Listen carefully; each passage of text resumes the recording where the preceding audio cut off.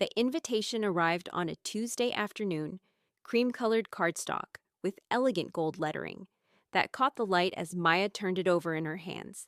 A celebration of life and love, Margaret Walsh's 80th birthday, it read, followed by the date, time, and venue. The Grand Oakwood Estate, the most prestigious event space in Riverside. Maya's heart swelled with warmth. Her grandmother, the woman who had raised her after her parents died in a car accident when she was 8, was finally getting the celebration she deserved. Maya had been living in Seattle for the past 3 years, building her career as a freelance graphic designer. The distance from her hometown had been necessary for her growth, but she missed her grandmother terribly. They spoke every Sunday without fail, long conversations filled with stories, laughter, and the kind of unconditional love that had sustained Maya through her darkest days. Grandma Margaret had been her rock, her safe harbor, the only person who truly understood the grief-stricken child she'd been and the resilient woman she'd become. She immediately texted her cousin Jessica. According to YouTube analytics, 99% of viewers are not subscribed. That's a huge number. By subscribing the channel that is completely free, you'll help support the channel and never miss fresh content. Got the invitation. Can't believe they're finally throwing Grandma the party she deserves. Are you helping plan it? The response came quickly. Yes, it's going to be amazing. Uncle David and Aunt Caroline are handling everything. They said they wanted to surprise Grandma with something really special. Maya smiled. Her Uncle David, her father's younger brother, had always been ambitious and particular about appearance. She wasn't close to him. There was a coldness to him she'd never quite understood. But she appreciated that he was honoring his mother properly.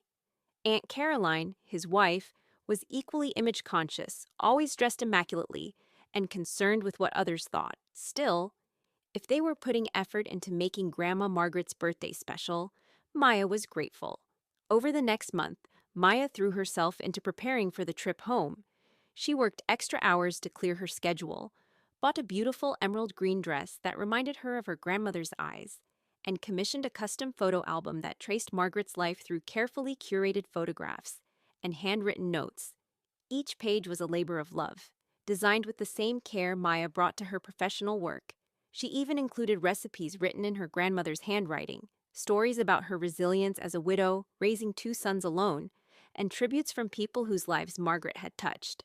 The day before the party, Maya flew into Riverside. She'd booked a hotel room, planning to surprise her grandmother the morning of the celebration. As she drove through familiar streets, nostalgia washed over her. The library where Grandma Margaret had taken her every Saturday, the park where they'd fed ducks, the old Victorian house where she'd grown up. The house looked different now. Uncle David had moved Grandma Margaret into an assisted living facility 2 years ago, claiming the house was too much for her to manage. It had bothered Maya at the time, but her grandmother had assured her it was fine, that she'd made friends at Meadowview Residence and enjoyed the activities. That evening, Maya called her grandmother for their Sunday chat, even though it was Saturday. "Hi, Grandma. I'm so excited to see you tomorrow." There was a pause. "Tomorrow, sweetheart? For what?" Maya laughed. "Your birthday party. Don't tell me you forgot your own celebration." Another pause, longer this time.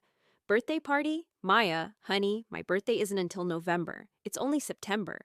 Maya's smile faltered. "What?" "No, Grandma. The invitation said September 30th. The party at the Grand Oakwood Estate." "I don't know anything about a party, dear. Are you sure you have the right date?" "David mentioned something about a family gathering, but he said it was just a casual dinner, nothing special, and certainly not for my birthday." A cold feeling crept into Maya's stomach. "Let me check the invitation again. Maybe I misread it." She pulled it from her bag, scanning the elegant script. "It definitely says Margaret Walsh's 80th birthday celebration, Grandma, September 30th at 6 o'clock. Well, that's very strange. No one said anything to me about it. David just told me he'd pick me up for dinner tomorrow. Maybe it's a surprise." Her grandmother's voice held uncertainty mixed with hope. "Maybe," Maya said, trying to keep her tone light. "I guess we'll find out tomorrow. I can't wait to see you."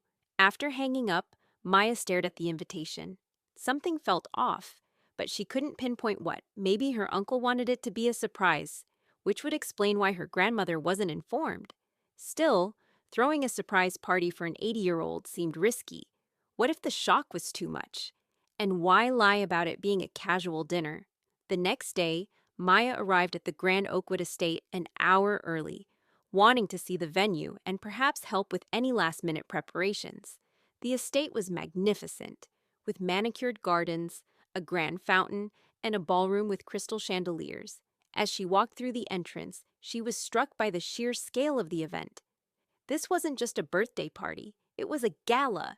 She found the ballroom and stopped dead in her tracks. The space was decorated lavishly, white roses and gold accents everywhere. An enormous banner reading, "Celebrating a life well lived," round tables with elaborate centerpieces, and a stage with a podium and microphone setup. Waitstaff were arranging champagne flutes. Everything screamed expensive, elegant, and formal. But something was wrong, terribly wrong. On each table sat a program booklet. Maya picked one up, and her blood ran cold.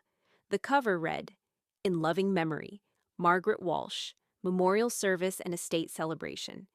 Inside were sections labeled Eulogy, Final Tribute, Remembrance Videos, and, most disturbingly, Estate Distribution Announcement. Her hand shook as she flipped through pages. There were photos of her grandmother, accompanied by past tense descriptions. Margaret was a devoted mother. She touched so many lives. Her legacy will live on. This wasn't a birthday party. This was a memorial service for her grandmother, who was very much alive. Maya's mind reeled. Was this a sick joke? A horrible mistake? She grabbed another program from a different table. Identical. She checked another. The same. "Can I help you?" A woman in a catering uniform approached. Yes, what event is this for?" Maya's voice came out strangled. "The Walsh Memorial Service, ma'am. Very sad situation. I understand the deceased was quite beloved." "Deceased?" Maya could barely form words. "When did she die?" The woman looked uncomfortable. "I'm sorry, I don't have those details. We were just hired to cater. Perhaps you should speak with the family." Maya nodded numbly and pulled out her phone. She called her grandmother's number. It rang 4 times before Margaret answered, breathless. "Hello? Grandma, are you okay?" "Maya? Yes, dear, I'm fine. David just picked me up. We're on our way to this dinner he mentioned. He seems quite excited about it." Horror crashed over Maya in waves. "Grandma, listen to me carefully. What you're coming to, it's not a dinner. I need you to ask Uncle David what's really happening. Right now." She heard her grandmother relay the question. Then David's voice in the background, smooth and reassuring.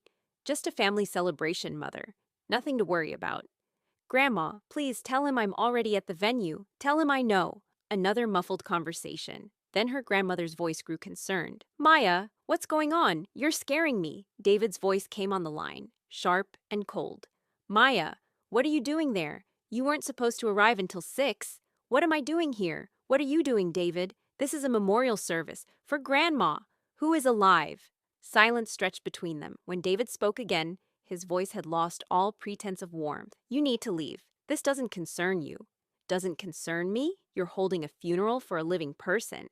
Are you insane? I'm handling family business that you, living in your little Seattle bubble, couldn't possibly understand.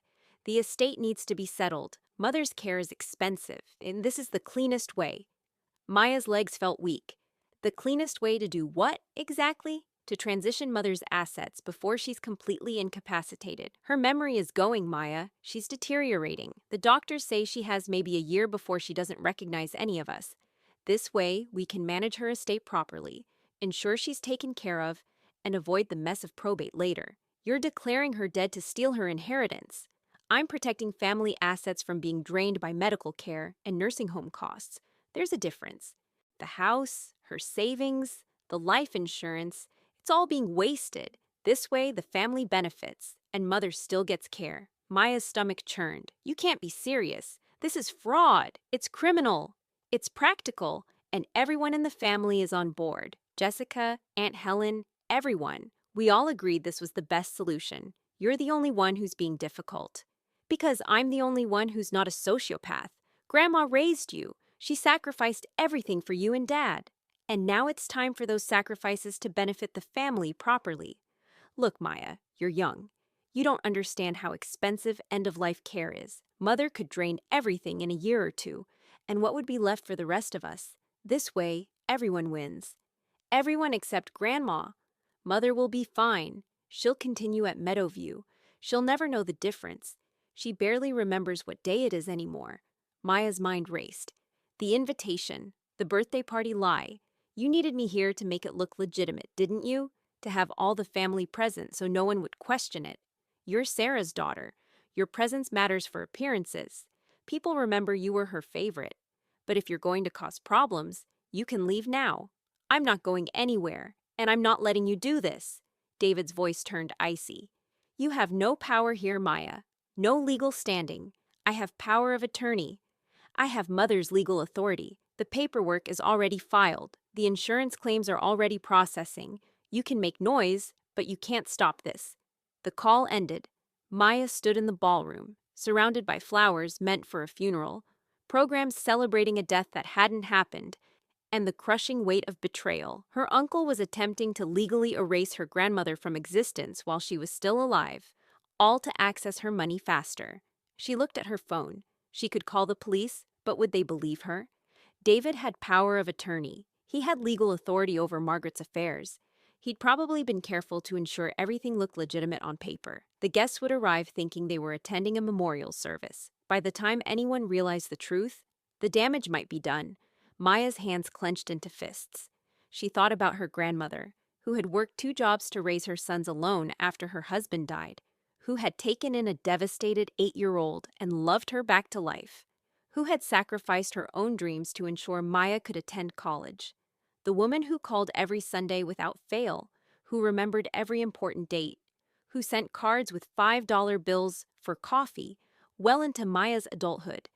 That woman deserved better than to be erased by her own son's greed. Maya made a decision. She wasn't going to let this happen, but she also wasn't going to fight fire with fire. She was going to do something her grandmother had taught her long ago. Trust that truth has a way of revealing itself, and that people who do wrong carry seeds of their own destruction.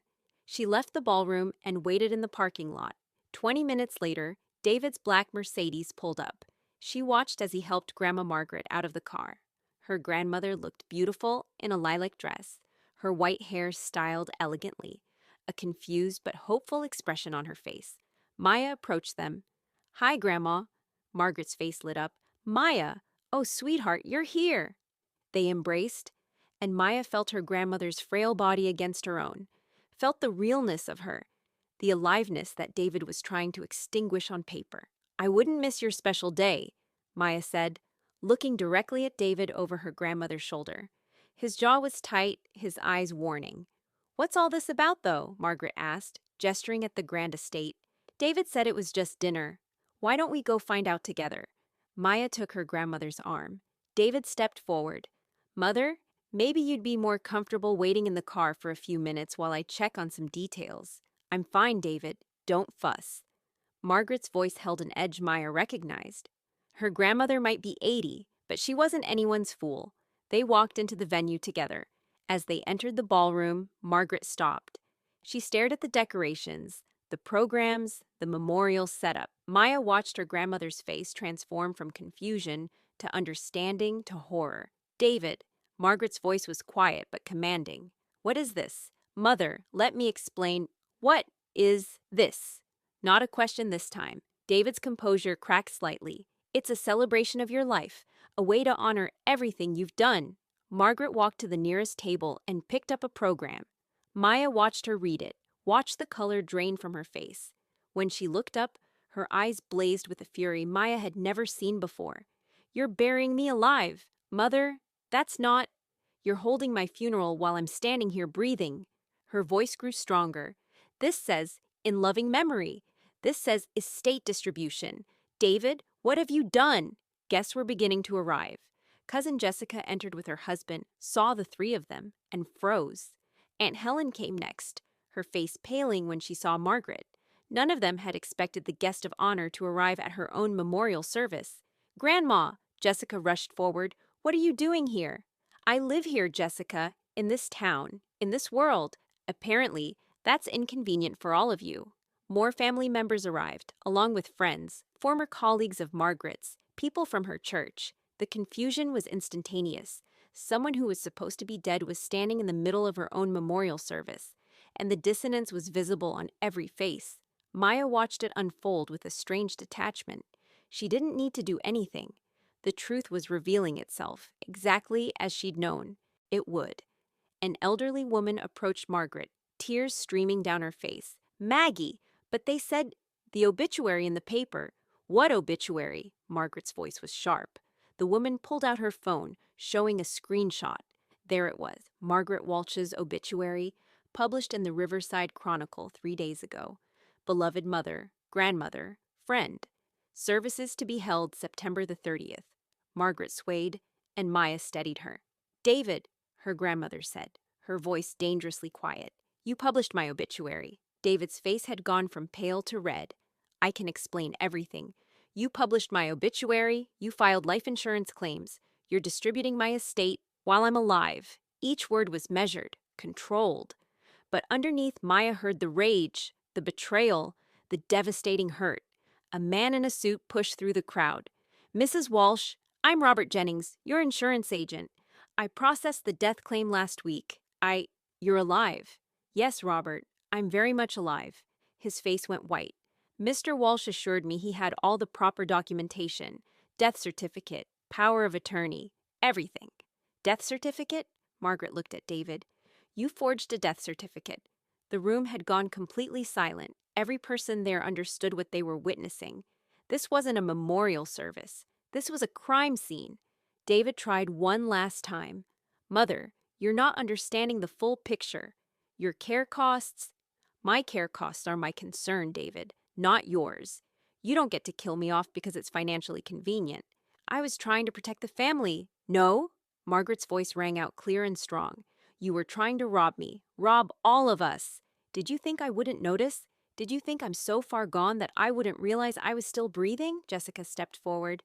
"Grandma, we all agreed that with your condition—" "My condition?" Margaret turned to her granddaughter. "What condition would that be, Jessica?" "Your memory problems, the dementia diagnosis." "I don't have dementia, child. I have occasional forgetfulness, like any 80-year-old. But David told you I was dying, didn't he? Told you all that I was deteriorating rapidly, that this was mercy, that we needed to act fast." The silence that followed was answer enough.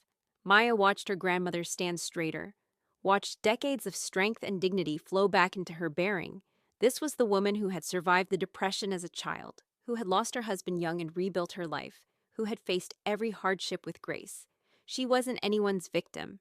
"Mr. Jennings," Margaret said to the insurance agent, "I assume filing fraudulent death claims is a crime." "Yes, ma'am, a serious one. I'll need to contact our fraud department immediately." Margaret nodded. "Please do." She turned to the crowd. "For those of you who came here believing you were attending my memorial service, I apologize for the confusion. As you can see, reports of my death have been greatly exaggerated. The person responsible for this deception is my son, David, who apparently valued my bank account more than my life." David's face was ashen. "Mother, please." "I'm not finished. David, you had power of attorney because I trusted you. That trust is now revoked. Jessica, Helen, and anyone else who knew about this scheme, you're no longer welcome in my life. You wanted me dead? Consider me dead to you. Actually dead. Not the fake version you tried to create." Aunt Helen started crying. "Maggie, you thought you could steal from me with legal paperwork and feel virtuous about it. You're not victims, Helen. You're accomplices." Someone in the crowd had called the police. Within 15 minutes, 2 officers arrived. Maya watched as Robert Jennings showed them the fraudulent insurance claim, as other guests provided copies of the obituary, as the evidence mounted into an insurmountable pile. David tried to explain, to justify, to minimize. It was a misunderstanding, a way to handle estate planning. One of the officers cut him off. "Sir, you filed a fraudulent death certificate, published a false obituary, and attempted to collect life insurance on a living person. Those are felonies, multiple felonies." Maya watched her uncle be read his rights, watched Jessica cry, knowing she'd face legal consequences too. Watched the carefully constructed lie collapse under the weight of its own absurdity. Through it all, Margaret stood tall. When the police asked if she wanted to press charges, she didn't hesitate. "Yes, full charges against everyone involved." As David was led away in handcuffs, he looked at Maya with pure hatred. "You did this. You ruined everything." Maya met his eyes calmly. "No, David, you did this. I just showed up." The venue began to empty. Guests who had come to mourn were leaving with a story they'd tell for years. The day they attended a funeral where the deceased crashed her own memorial service. Some looked ashamed for believing the lie. Others looked relieved to see Margaret alive. All looked shaken. When the ballroom was finally empty except for Maya and Margaret, they sat down at one of the elaborate tables, surrounded by flowers meant for a death that hadn't happened. "I'm sorry, Grandma," Maya said quietly. "I'm sorry you had to find out this way." Margaret took her hand. "Don't apologize, sweetheart. You saved me. If you hadn't come early, if you hadn't seen through it, I would have walked in here clueless, and David would have controlled the narrative, made it seem like I was confused, that I was mentally unfit. By the time I realized what he'd done, the paperwork might have been irreversible. He said everyone was in on it, that the whole family agreed. And maybe they did. Maybe they convinced themselves it was mercy, or practicality, or some other pretty word for theft." Margaret's voice was sad but firm. "But greed is greed, no matter how you dress it up. And karma has a way of revealing these things." They sat in silence for a moment. Then Maya remembered something. "I made you something for your actual birthday, but I want you to have it now." She retrieved the photo album from her car and presented it to her grandmother. Margaret's hands trembled as she opened it, seeing her life laid out in images and words, seeing the love and care in every page. "You made this for me?" "Every page. I wanted you to see yourself the way I see you, the way anyone who really knows you sees you." Margaret's eyes filled with tears. "Maya, this is the most beautiful thing anyone's ever given me. You gave me everything, Grandma. This is just a tiny piece of that back." They held each other in the ballroom, surrounded by the wreckage of David's scheme, but somehow it didn't feel like a place of death anymore. It felt like a place where truth had been born. The weeks that followed were a whirlwind. David was charged with fraud, forgery, and attempted theft. The insurance company investigated everyone involved. Jessica and 2 other family members faced charges for conspiracy and fraud. The case made local news. Local man attempts to hold living mother's funeral, and became a cautionary tale. Throughout it all, Margaret handled everything with grace. She hired a new attorney, one she could trust. She revised her will, leaving everything to charities and the family members who had remained loyal, which it turned out was only Maya and one distant cousin who hadn't been involved. The house that David had wanted to sell, Margaret moved back into it, hired a part-time aide, and filled it with life again. She started a blog about elder rights and financial abuse, which gained a surprising following. She gave talks at community centers about protecting yourself from family fraud. Maya moved back to Riverside. She couldn't leave her grandmother alone, not after everything. She set up her design studio in Margaret's house, and they fell into a comfortable rhythm. Morning coffee together, work during the day, evening conversations that ranged from profound to silly. On Margaret's actual 80th birthday in November, they had a small celebration. Just the 2 of them, the distant cousin, and a few close friends who had stood by Margaret through the ordeal. No grand ballroom, no elaborate decorations. Just cake, love, and the quiet satisfaction of truth. "You know what the strangest part is?" Margaret said as they sat on her porch that evening, wrapped in blankets against the November chill. "I'm not even angry anymore. I'm sad for them, for David and Jessica and the others. They traded love for money, and they ended up with neither." "That's more grace than they deserve," Maya said. "Maybe. But holding on to anger would only hurt me. They're facing their consequences. That's enough." And it was. David faced prison time. The insurance company pursued full prosecution to set an example. Jessica lost her job when the scandal became public. The family members involved became pariahs in the community, their reputations destroyed by their own greed. Maya watched karma work in ways both obvious and subtle. David's wife divorced him, taking everything in the settlement. Jessica's friends abandoned her. The cousin who had been so eager to share in the inheritance found himself unable to find work once employers learned about his involvement. Each person who had tried to profit from Margaret's death found their own lives diminishing. But the greatest justice wasn't in their suffering. It was in Margaret's thriving. She became a voice for the elderly, a reminder that aging didn't mean helplessness. She testified before the state legislature about elder fraud, helping to pass stronger protections. She lived fully, vibrantly, defiantly. 2 years after the incident, Maya found herself in the same ballroom at the Grand Oakwood estate. This time, it was for a charity gala Margaret had organized, raising money for elder advocacy. The space was filled with life, with laughter, with purpose. Funny being back here, Maya said as she and her grandmother surveyed the room. Not funny, Margaret corrected. Fitting. We took a place meant for my ending and turned it into a space for beginnings. That's not humor, sweetheart. That's poetry. Maya smiled. When did you get so profound? When I realized I was living on borrowed time. Not because I was dying, but because someone tried to steal my life. Every day since then has felt like a gift I earned by surviving. Later that evening, Maya stood at the podium to introduce her grandmother. She looked out at the crowd, some of the same faces that had been there 2 years ago, now here for a different reason entirely. 2 years ago, Maya began, my uncle tried to bury my grandmother while she was still breathing. He thought she wouldn't notice. He thought she was weak, confused, an easy target. He was wrong about everything. The audience was silent, remembering. What he didn't understand is that you can't kill someone who's already spent a lifetime surviving. You can't erase someone who's made of pure resilience. My grandmother didn't just survive his betrayal, she transformed it. She took an attempt to end her life and used it as fuel to improve countless other lives. Margaret walked onto the stage, and the room erupted in applause. Maya watched her grandmother, not frail, not fading, but blazing with purpose. I didn't seek revenge, Margaret said when the room quieted. I didn't have to. The truth was revenge enough. Karma isn't lightning from the sky. It's simply the consequence of our choices catching up with us. My son chose greed over love, and now he lives with that choice every day. I chose resilience over bitterness, and I get to live with that choice too. She paused, her eyes finding Maya's. And I chose to believe that one honest person can change everything. My granddaughter showed up when it mattered. She didn't know what she'd find, but she came anyway. She saw the truth and refused to look away. That's the real hero of the story.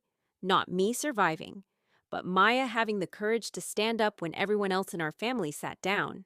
Maya felt tears prick her eyes. She joined her grandmother on stage, and they stood together. 3 generations of survival, of strength, of refusing to be erased. The gala raised over $50,000 that night. Margaret used every penny to fund legal aid for elderly victims of family fraud, to create educational programs, to ensure that what happened to her wouldn't happen to others. In the end, David served 3 years in prison. He was released early for good behavior, but never contacted Margaret again. Jessica moved across the country, unable to face the shame. The other family members involved drifted away, their relationships with Margaret permanently severed. But Maya stayed. She built her life around her grandmother's, not out of obligation, but out of choice. They traveled together, laughed together, fought sometimes about silly things like whether to watch documentaries or cooking shows. And every September 30th, they celebrated what Maya called their Resurrection Day, the anniversary of the day Margaret crashed her own funeral. They'd go out to dinner, toast to truth, and remember that sometimes justice doesn't require revenge. Sometimes it just requires showing up and refusing to let lies become reality. On Margaret's actual 83rd birthday, as they sat in the garden of the Victorian house, Maya asked, "Do you ever wish it hadn't happened, that David had never tried what he did?" Margaret was quiet for a long moment. "You know, I used to think I'd give anything to change it, to have my son back, to have that betrayal erased. But then I realized this version of my life, the one that came after surviving his greed, is richer than the one before. I found my purpose. I found my strength. I found out who really loved me." She squeezed Maya's hand. "And I got to spend my golden years with you, truly knowing that you chose to be here. Not out of duty or expectation, but because you wanted to. That's a gift David could never understand. Love that's freely given, not calculated or transactional." Maya smiled. "I think that's what karma really is. Not punishment for the wicked, but clarity for everyone. David's karma was losing everything he valued: money, status, family, freedom. But your karma was gaining everything that matters: purpose, peace, genuine love." "Then I got the better deal," Margaret said simply. They sat together as the sun set, painting the sky in shades of gold and pink. Somewhere, David was living with his choices. Somewhere, Jessica was trying to rebuild a life tainted by greed. Somewhere, the others involved were facing the long-term consequences of trying to profit from a loved one's death. But here, in this garden, in this moment, there was only life. Vibrant, resilient, hard-won life. The kind that couldn't be erased by paperwork or greed.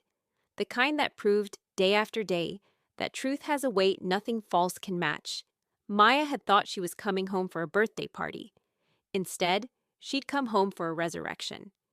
And in saving her grandmother, she learned the most important lesson Margaret had ever taught her, that sometimes the best revenge isn't revenge at all. It's living so fully, so honestly, so courageously, that your very existence becomes a testament to justice. The truth had unlocked itself, as truth always does. Karma had struck, not with lightning, but with the slow, inevitable consequences of choices made. And in the end, the people who had tried to bury Margaret while she lived found themselves buried by their own actions, while Margaret stood tall, alive, and free. That was justice. That was karma. That was love winning, not through force, but through the simple, profound act of refusing to die before your time.